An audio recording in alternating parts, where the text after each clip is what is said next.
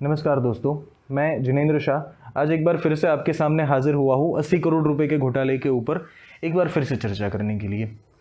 पिछले कुछ दिन पहले मैंने एक वीडियो बना करके सीआर पाटिल के 80 करोड़ रुपए के घोटाले का पर्दाफाश किया था। उस वीडियो में मैंने ये जिक्र किया था कि किस प्रकार से सीआर पाटिल के गुंडों ने मुझे दिन दहाड़े बीच बाजार में आकर के जान से मारने की धमकी दी थी। फिर भी मैं नहीं डरा, मैंने मेरे साथ हुए अन्याय के खिलाफ आवाज़ उठाई।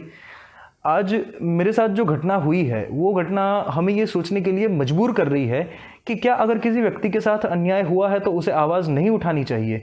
क्या अगर किसी व्यक्ति के साथ अन्याय हो रहा है तो क्या वो व्यक्ति उस अन्याय के खिलाफ आवाज़ ना उठाए? दरअसल बात यह है कि आज दोपहर को तकरीबन 2 बजे मैं अपने कुछ निजी काम से घर से बाहर गया हुआ था। 2:30 बजे के करीब मैं अपने जब घर पे वापस आ रहा था तब मेरे घर से तकरीबन 150 मीटर की दूरी पर एक थोड़ा सा सुनसान इलाका है। वहाँ पर वही लोग जिन्होंने मुझे पिछले कुछ दिनों पहले धमकी दी थी, वही गाड़ी थी जो गाड़ी लेकर के वो लोग धमकी देने आए थे। ब्लैक कलर की स्कॉर्पियो कार थी, नंबर प्लेट नहीं लगी हुई थी उसमें, लेकिन जो व्यक्ति थे वो वही व्यक्ति थे। 3 व्यक्ति थे वो, उसमें से एक व्यक्ति जो था वो ड्राइविंग सीट पे बैठा हुआ था, गाड़ी ऑन थी। उसमें से बाकी के जो 2 व्यक्ति थे वो जब मैं वहाँ से वापस आ रहा था, मैं वहाँ से गुजर रहा था तो वो अचानक मेरे सामने आ गए, मेरा रास्ता रोक लिया, मुझे घसीट के गाड़ी में बिठाने की कोशिश करने लग गए, मुझे अगवा करने की कोशिश करने लग गए। मैं अपने बचाव में उन लोगों के साथ हाथापाई करने लगा। सीधी सी बात है, अगर कोई व्यक्ति अचानक से आपके सामने आ जाएगा तो थोड़े टाइम के लिए हम भी पैनिक हो जाते हैं। मैं भी पैनिक हुआ था, लेकिन हाथापाई हुई। हाथापाई में उन्होंने भी मेरे ऊपर हमला किया, मैंने भी अपने बचाव में उनके ऊपर हमला किया, उनके सामने मैंने अपने हाथ पैर चलाए। फाइनली मैं अपना बचाव करने में सक्षम रहा, मैंने अपना बचाव किया। उसमें से जो एक व्यक्ति था उसको जब वो लोग मुझे छोड़ करके भाग रहे थे, वो जब भागने की कोशिश कर रहे थे, 5-7 मिनट तक ये हाथापाई चली। जब उनको लगा कि वो मुझे अगवा नहीं कर पाएंगे तो वो मुझे जब छोड़ के जाने लग गए तो उसमें से एक व्यक्ति को मैंने पीछे से खींचने की जब कोशिश करी तो दूसरे व्यक्ति ने मुझे जोर से धक्का देके जमीन पे पटक दिया और वो लोग ये कहते हुए निकल गए कि आज तू जिंदा बच गया, अगली बार तुझे जिंदा नहीं छोड़ेंगे। उसने जैसे ही मुझे धक्का दिया, मैं सीधा अपने हाथ के बल जमीन पे गिर गया। मेरे शरीर का जो पूरा वजन था वो मेरे इसी हाथ पे, एक हाथ पे आ गया। इस हाथ पे मुझे गहरी चोट लगी, काफ़ी दर्द हो रहा था। मैं वही हालत में वापस घर पे आया। घर पे आकर के मैंने मेरे कुछ 1-2 करीबी दोस्त थे उसको मैंने बताया, मैंने अपने परिवार वालों को बताया और वापस मैं सीधा हॉस्पिटल चला गया। मैं गया था सिविल हॉस्पिटल में, LG हॉस्पिटल मणिनगर अहमदाबाद, जो कि एक गवर्नमेंट हॉस्पिटल है। वहाँ पे मैं गया, वहाँ पे मैंने जाकर के सीधा केस निकलवाया, इमरजेंसी में चला गया। मैंने अपनी जांच करवाई, एक्सरे वगैरह निकलवाया ये चेक करने के लिए कि कहीं फ्रैक्चर वगैरह तो नहीं है। लेकिन भगवान का शुक्रिया कि मेरा हाथ में कहीं पे फ्रैक्चर वगैरह नहीं था, लेकिन पूरा शरीर का जोर इस पे आ गया था तो उस वजह से अंदरूनी भाग पे चोट लगी थी, सूजन वगैरह आ गई थी हाथ पे। मरहम पट्टी करवा ली। उसके बाद जो सबसे इंपॉर्टेंट चीज़ है वो ये है कि अगर इस प्रकार की कोई घटना बनती है, अगर किसी व्यक्ति के ऊपर हमला होता है या ऐसी कोई हाथापाई या मारामारी वाली कोई घटना बनती है, तो गवर्नमेंट हॉस्पिटल के जो डॉक्टर्स होते हैं उनकी ये जिम्मेदारी होती है कि वो इस घटना की जो इंफॉर्मेशन है वो पुलिस को दे, इसकी वो रिपोर्ट दर्ज करवाए। उन्होंने वैसा ही कुछ किया। उन्होंने MLC रिपोर्ट बनाया पूरा, जिस प्रकार से मेरे साथ ये बनाव हुआ था मैंने पूरी घटना उनको सुनाई। उन्होंने मुझे वहाँ पे जो ऑफिसर्स थे उनके पास उन्होंने मुझे भेजा। मैं वहाँ पे गया, उन ऑफिसर्स को भी मैंने पूरी बात बताई कि इस प्रकार से मेरे ऊपर हमला हुआ। उन ऑफिसर्स ने मुझे ये कहते हुए वहाँ से भेजा कि हम आपको एक पर्सनल एडवाइस दे रहे हैं कि आप अगर इस बात को यहीं पे भूल जाए तो वो आपके लिए ज़्यादा बेहतर है। आप आपकी जान को और ज़्यादा जोखिम में ना डालिए। अगर आपको कंप्लेंट करनी है तो आप आपके जो लोकल थाना है वहाँ पे आप जाकर के आप रिटर्न में कंप्लेंट दे सकते हैं, हम यहाँ से फ़िलहाल कोई कार्यवाही नहीं कर पाएंगे। मैंने कहा ठीक है, कोई बात नहीं। अब मैं वापस अपने घर आ गया। मेरे अब कुछ सवाल है, जो सवाल मैं जनता से पूछना चाहता हूँ, जो सवाल मैं CR पाटिल से पूछना चाहता हूँ, ये सवाल मैं अपने देश के मीडिया हाउसेस से पूछना चाहता हूँ।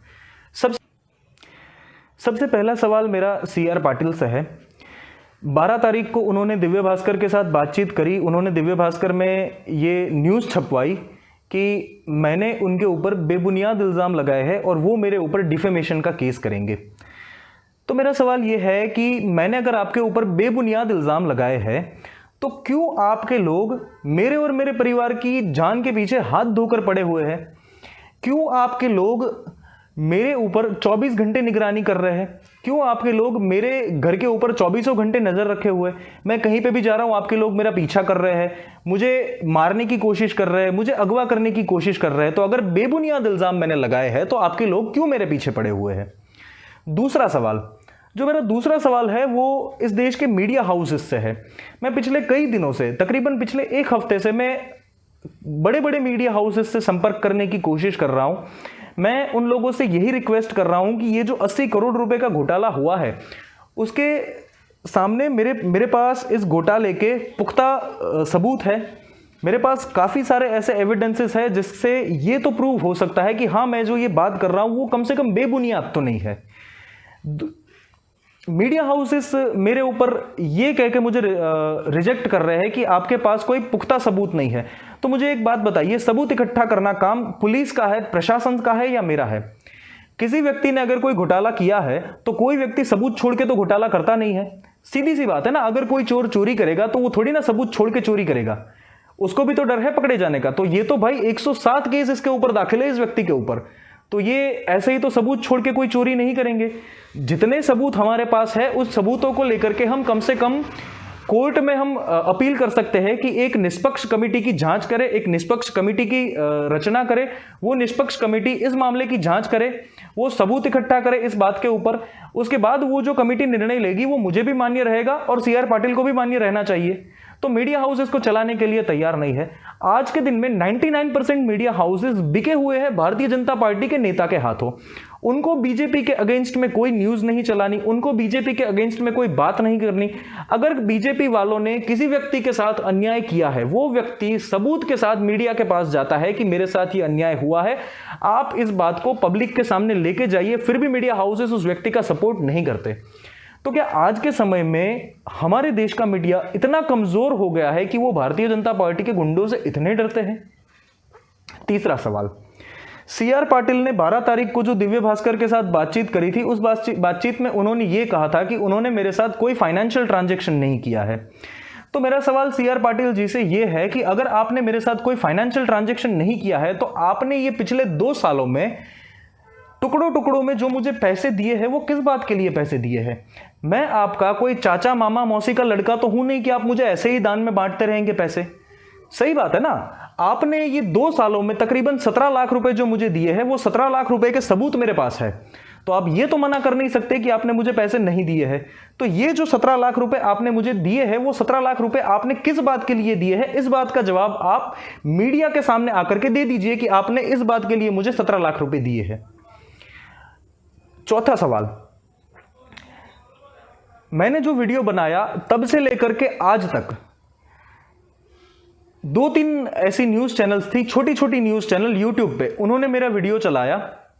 दिव्य भास्कर में CR पाटिल ने जब सामने से दिव्य भास्कर वालों के साथ बातचीत करी तो दिव्य भास्कर वालों ने अधूरी खबर छाप दी। उन्होंने सिर्फ इतना छाप दिया कि जिनेंद्र शाह नाम का कोई व्यक्ति है जो CR पाटिल के ऊपर इल्जाम लगा रहा है।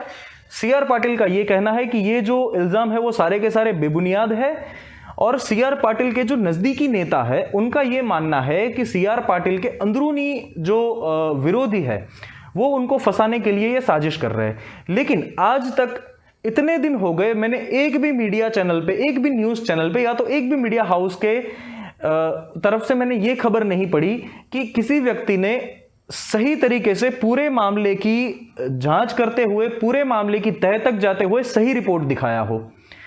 आज की तारीख में हालात ये हो गए हैं कि अगर किसी व्यक्ति के साथ अन्याय हो रहा है तो वो व्यक्ति अन्याय के खिलाफ आवाज भी नहीं उठा सकता।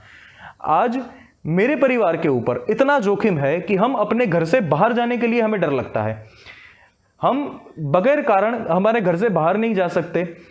इन लोगों की जो तानाशाही है वो इस हद तक बढ़ चुकी है कि मैं जिस घर में किराए पे रहता हूं, CR पाटिल के लोग मेरे मकान मालिक को फोन करके मजबूर कर रहे हैं कि वो मुझे अपने घर से निकलवा दे, वो मेरा जो घर है वो मुझे खाली करवा दे। लेकिन मैं आज आप सबके सामने ये बात बताता हूं कि आपसे जितना हो सके आप एड़ी चोटी का जोर लगा लीजिए। जिनेंद्र शाह ना कभी अन्याय के सामने झुका है, ना कभी झुकेगा। एक और बात, पिछला जो मैंने वीडियो डाला था उस वीडियो पे काफ़ी लोगों ने कमेंट करके मुझे बताया कि आपने जो ऑडियो रिकॉर्डिंग उस वीडियो में सुनाया उसकी आवाज़ ठीक तरीके से नहीं आ रही थी।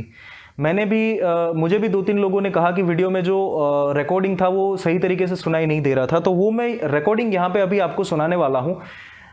एकदम क्लियर रिकॉर्डिंग आएगी उसमें।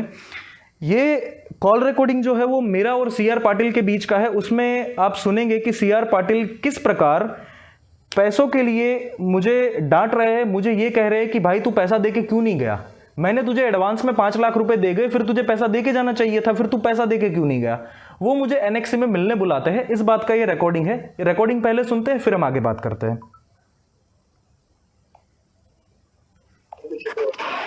हेलो, નમસ્કાર સાહેબ। નમસ્કાર। બોલો બોલો સાહેબ। આપીને ક્યાં કહી શકે? મારે તમારી સાથે ડાયરેક્ટલી વાત કરવી હતી। એમને મેં પૂછ્યું કે તમારે કઈ વાત થઈ છે સર સાથે, નથી થઈ, તો એમણે મને કીધું કે ના સર સાથે શું વાત કરવાની તમારી સાથે? સર મેં તમને તે દિવસે કીધું તો ખરા કે હું બીજી વાર આવીશ તો લઈને જ આવીશ, ને હું લઈને જ આવ્યો હતો સર। પણ લઈને આવતા આપી જવું છે ને, મેં તમને એડવાન્સ 5 આપ્યા। નો ડાઉટ સર, મને કઈ જ નહીં, ખાલી કાગળ પર નામ લખીને આપી જેનો કોઈ ઓળખતું નથી ભાજપમાં। ના ના, તો મેં તમને 5 એડવાન્સ આપી છે ભાઈ, તમે 100% તમે તમારું કમિટમેન્ટ નિભાવ્યું, એમાં હું કઈ નથી કહેતો સાહેબ કે તમે તમારું કમિટમેન્ટ તમારે આપવું જોઈએ ને, મને ખબર પડશે ને કે ભાઈ કામનું છે કે નથી। 100% સાહેબ, મેં તમને તે દિવસે ભરોસો પડે એટલા માટે મેં તમને બતાવી દીધું। ના ના, બિલકુલ બિલકુલ સાહેબ, એમાં હું જરાય ના નથી કહેતો। ભાઈ તમારે કેમ નહીં આપ્યું તમે? મેં કીધું તો ખરા સાહેબ કે એમને મેં જરા બી અમને કોન્ટેસ્ટ ખ્યાલ નહોતો, બરાબર, તો મેં કીધું હવે થર્ડ ના જોયો ને એને ખ્યાલ, તો એમને કદાચ આપીને ગયો તો બી એમને જોઈને કઈ આઈડિયા આવે તો નહીં ને। એ તો મને આવી જત ને, હું જોતો હતો। તો હવે કયો સાહેબ, હવે શું કરવું છે? તમે ક્યાં જવા? મારી પાસે એઝ ઇટ ઇઝ રેડી જ પડ્યું છે। સોરી, અવાજ કપાય છે આપનો સાહેબ। તમે ક્યાં છો? અમદાવાદ છું હું સાહેબ। કેટલો ટાઈમ લાગે તમને? અમદાવાદ હું આજે અને કાલે 2 દિવસ અહીંયા જ છું, પછી શુક્ર શનિ રવિ નથી હું। અને હમણાં આવતા કેટલો ટાઈમ લાગે તમને? ગાંધીનગર? હા, ગાંધીનગર સર અત્યારે તાત્કાલિક પોસિબલ નહીં થાય, સાંજે આંટો મારું કહેતા હોય તો। સાંજે તો હું નથી ભાઈ, સાંજે નથી, આવતીકાલે? એટલે ત્યાં જવાનું છે તો 4-5 ભાઈ, 4-5 એરપોર્ટ પર જવું પડશે ને, થોડા મને NXC માં મળે સાંજે 5-5:30 સેકન્ડ હાઉસ। इस वीडियो में ये जो कॉल रिकॉर्डिंग आपने सुनी, वो कॉल रिकॉर्डिंग में कुछ ऐसा था कि CR पाटिल मुझे ये कह रहे थे कि आप पैसे लेके क्यों नहीं आए, आप कुछ दे के क्यों नहीं गए, जबकि मैंने आपको एडवांस में 5 लाख रुपए दे दिए तो आपको दे के जाना चाहिए था। दरअसल बात ये थी कि CR पाटिल ने हमें ये कहा था कि आप जितना भी फंड इकट्ठा करते हो पार्टी के लिए, जितना भी फंड आप जमा करते हो, उस फंड में से आपको कुछ पैसे नहीं लेने हैं। आपको जो कमीशन मिलेगा वो कमीशन आपको इलेक्शन के बाद आपका हिसाब करके पूरा का पूरा चुका दिया जाएगा। आपका कमीशन आपको इलेक्शन के बाद दे दिया जाएगा। आपको उस फंड में से 1 पैसा नहीं लेना है। अगर किसी को पैसे की जरूरत पड़ती है तो आप मेरे से कहिएगा, मैं आपको घर चलाने के लिए आपको जितनी जरूरत है उतना पैसा मैं आपको दे दूंगा। मैंने उस समय CR पाटिल से कहा था कि मुझे पैसे की जरूरत है, मुझे थोड़ा सा पैसा आप दीजिए, या तो कमीशन में दीजिए या तो आप जो भी समझ के उधार दे दीजिए, जो भी तरीके से आप दे सके आप दे दीजिए, अभी मुझे जरूरत है। तो उन्होंने मुझे 5 लाख रुपए दिए थे। ये तब की बात है, सितंबर 2022 की। तब उन्होंने मुझे 5 लाख दिए थे। उसके तकरीबन 1 हफ्ते बाद वापस से उन्होंने मुझे 5 लाख रुपए दिए थे। तब वो मेरे काम से काफ़ी खुश थे। इसके बाद मैं जो आपको रिकॉर्डिंग सुनाना चाहता हूँ वो रिकॉर्डिंग कुछ ऐसा है कि उन्होंने मुझे NXC में मिलने बुलाया था। NXC माने VVIP guest house, circuit house के अंदर, जहाँ पे बड़े बड़े नेता जो वगैरह आते हैं वो वहाँ पे ठहरते हैं, उनकी मीटिंग वगैरह होती है, वहाँ पे होती है। उन्होंने वहाँ पे मुझे मिलने बुलाया था। तो उनके जो सेक्रेटरी है, उनके जो PA है, पर्सनल असिस्टेंट सुधांशु मेहता, वो NXC के जो मैनेजर है उसके साथ बातचीत करके उनको ये बताते हैं कि ये जो भाई साहब आए हैं मिलने के लिए, इनको पाटिल साहब ये पाटिल साहब को मिलने के लिए आए हैं, आप इनको बिठाइए, रूम खोल के आप इनको बिठाइए, आराम से चाय पानी पिलाइए, तब तक साहब आ जाएंगे। इस बात का रिकॉर्डिंग है जो ये सच्चाई सामने लेके आते हैं कि CR पाटिल ने जो दिव्य भास्कर के साथ बातचीत करके बताई कि वो मुझे जानते नहीं है, या तो उन्होंने मेरे साथ कोई फाइनेंशियल ट्रांजैक्शन नहीं किया, या तो ये सारे बेबुनियाद इल्जाम है। उन सभी बातों का यहाँ पे ये निष्कर्ष निकलता है कि CR पाटिल ने दिव्य भास्कर के साथ जो बातचीत करके बयान दिया वो झूठा बयान था। सुनते हैं रिकॉर्डिंग, फिर बात करते हैं। हेलो, सीट पर છે હમણાં? આ બેસો સુધાંશુ બોલું છું. અચ્છા, કઈ જગ્યાએ બેસો? નહીં. એક મિનિટ ચાલુ રાખો.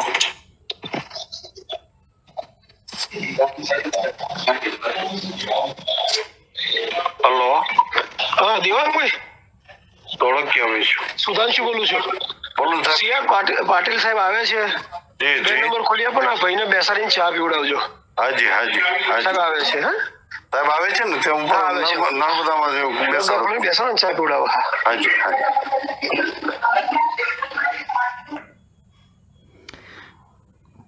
पॉज कर। तो जैसा हमने ये रिकॉर्डिंग में सुना कि सुधांशु मेहता जो कि उनके पर्सनल सेक्रेटरी है वो एनएक्सी के मैनेजर को बोल रहे हैं कि आप इनको रूम में बिठा करके चाय पानी पिलाइए, सर अभी आ रहे हैं। यहाँ से ये बात साबित हो रही है कि सीआर पाटिल ने झूठा बयान दिया दिव्य भास्कर को, उन्होंने झूठी बात रखी, सच्चाई वो सामने आने देना नहीं चाहते, तभी वो मुझे दबाने की कोशिश कर रहे हैं, तभी वो मुझे अगवा करवाने की कोशिश कर रहे हैं, तभी मेरे ऊपर ये हमले करवा रहे हैं। दूसरी बात, आज जब मेरे ऊपर हमला हुआ तो मैंने एक दो मीडिया हाउसेस को मैंने फ़ोन किया, उनको मैंने बोला कि जैसे मैंने पिछला वीडियो बना के पर्दाफाश किया था तो आज उसी के चलते उन्हीं के लोगों ने आज मेरे ऊपर हमला किया है। तो वो लोगों का जो रिस्पॉन्स था वो कुछ ऐसा था कि सर आपके पास इसका कुछ कॉन्क्रीट एविडेंस नहीं है, ये मैं उनके वर्ड बता रहा हूँ, उनका ये वर्ड था कि आपके पास इसके कुछ कॉन्क्रीट एविडेंस नहीं है तो हम इसको मीडिया में नहीं चला सकते। तो आप मुझे एक बात बताइए, जो व्यक्ति जुर्म करता है उसको कोई सवाल नहीं पूछता, जिस व्यक्ति के साथ अन्याय हो रहा है आप उनसे सबूत मांग रहे हैं, कल को अगर दिन दहाड़े बीच बाजार कोई व्यक्ति आकर के मेरी हत्या करके भी चला जाएगा तो भी ये मीडिया वाले और पुलिस वाले मेरे परिवार वालों से सबूत ही मांगेंगे कि जिनेंद्र शाह को किसी ने गोली मार दी, तो आप इस बात का सबूत तो लेके आइए कि जिनेंद्र शाह को किसने गोली मार दी। तो क्या जिनेंद्र शाह का काम है जाकर के सबूत इकट्ठा करना या पुलिस वालों का काम है? किस बात की पगार लेते हो भाई आप? सबूत इकट्ठा करना काम प्रशासन का है, पुलिस का है, तो उनको करने दीजिए। मीडिया वालों से मेरी नम्र विनती है कि आप आपका कर्तव्य मत भूलिए, अन्याय का समर्थन मत करिए, अन्याय के खिलाफ आवाज उठाने वाले का समर्थन कीजिए, उसकी आवाज को दबाने की कोशिश मत कीजिए। आज की ये जनता सब जानती है कि आप किसके हाथों बिके हो और आप किसकी दाल रोटी खा रहे हो। आप सभी लोगों से मेरी हाथ जोड़ के विनती है कि इस वीडियो को शेयर करिए। नमस्कार।